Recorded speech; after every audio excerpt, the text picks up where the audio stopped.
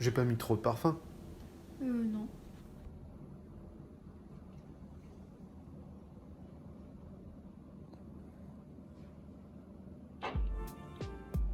Quand le grand jour arrive, on reçoit un coup de téléphone, encore, et là on commence à flipper. Ouf! Notre ingé nous appelait pour nous dire que les balances étaient à 15 heures. Alors nous, les balances, on avait entendu parler, on pensait que c'était des répètes, mais sur scène. Alors qu'en fait, ça servait à la régie à régler tous les sons pour qu'ils soient en osmose. Notre voix, tous les retours, pour que nous on entende bien l'acoustique de la salle, tout ça. On avait un petit problème, c'est que Chris avait eu la bonne idée de partir avec une amie dans une autre ville. Du coup, on appelle un ami qui voulait faire un feat avec nous, qu'on avait prévu plus tard. Et on lui demande si ça le dérangerait d'apprendre les paroles de Chris pour le remplacer au cas où il ne vienne pas du tout en fait. Un featuring, c'est une coopération. Quelques heures plus tard donc, Jimmy, moi et l'ami qui voulait faire un feat arrivèrent au théâtre. Et là, gros kiff. Et en même temps, on avait un putain de trac. Ça mettait en confiance de prendre des repères sur scène. D'ailleurs, si j'ai un conseil à donner, ce serait d'essayer d'avoir toujours accès à la scène avant un concert, parce que ça donne plus de confiance en soi. Ça nous a beaucoup aidé, hein Chris? Donc tout se passe vite et bien, mais le soir est une autre histoire. On devait passer à 20h. On voulait voir les autres musiciens et voir ce que ça donnait, un peu la scène, tout ça. Donc on est arrivé 1 heure avant. Il y avait du monde partout dans cette petite ville de campagne. Parce que c'était un événement, il y avait la dose de groupes, de musiciens qui se représentaient ce soir-là. Et du coup, quand on arrive, déjà nous dans la ville, on se faisait remarquer par rapport à notre style hip-hop. Et là, on arrive devant le théâtre, il y avait la dose de monde, ça foutait la pression qui nous regarde tous. On arrive dans la salle, on s'installe, on regarde les groupes, ils défilent. Et à un moment, notre ingé nous fait signe.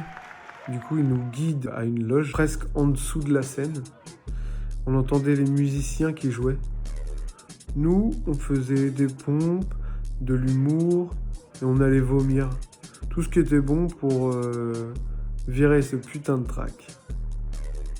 Peu de temps avant le concert, on avait demandé à des amis qui viennent nous soutenir sur scène. On voulait faire de la foule, comme dans les concerts de rap US. Et là, il y en a seulement 2 qui arrivent. Du coup, le staff il nous dit d'y aller. Donc on se dirige vers un petit escalier sombre. Et là, on arrive sur scène. Putain de track. On se met devant chaque micro qu'on avait choisi pendant les balances. Nos 2 potes, ils se mettent de chaque côté de la scène. Ça faisait un peu comme si c'était des videurs. Oui, bon, ok, c'est vrai que ça faisait... Jimmy envoie nickel. Et mon tour arrive. Jimmy me reprend et boum! Il me donne l'élan nécessaire. Mais quand vint le tour de l'ami à qui on avait demandé de reprendre les paroles de Chris, l'ami qui voulait faire un feat, ce fut une catastrophe. Il avait un putain de trac. Du coup, il oubliait les paroles. Mais Jimmy l'a repris. Il y avait encore des rires, mais on s'en foutait. Et on était sur la bonne voie. Il y a des gens qui commençaient à sortir leurs appareils photo, d'autres qui applaudissaient. Et puis, boum, 2 musiques après, on avait terminé.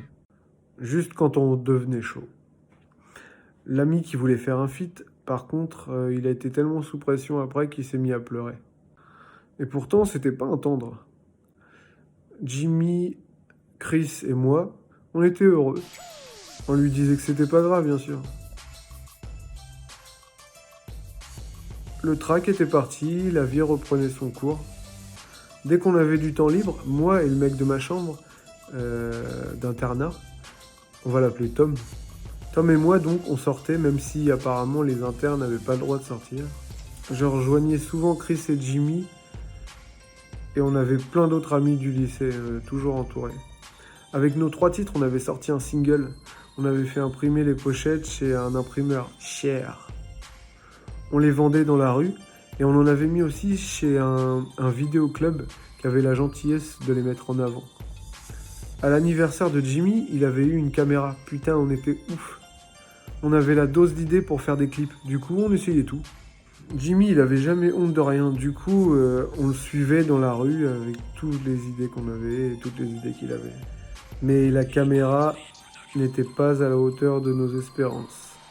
Malgré cela, on avait accumulé pas mal de rushs sympas. Des rushs, c'est des morceaux de vidéo qu'on utilise par la suite pour faire un montage, et en l'occurrence pour des clips. On devenait des célébrités locales.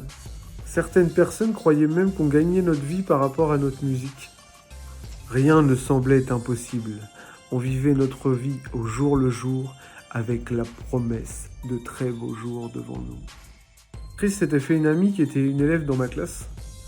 Et on squattait de plus en plus chez elle, on traînait de plus en plus avec elle. Elle avait un appartement grâce à un foyer.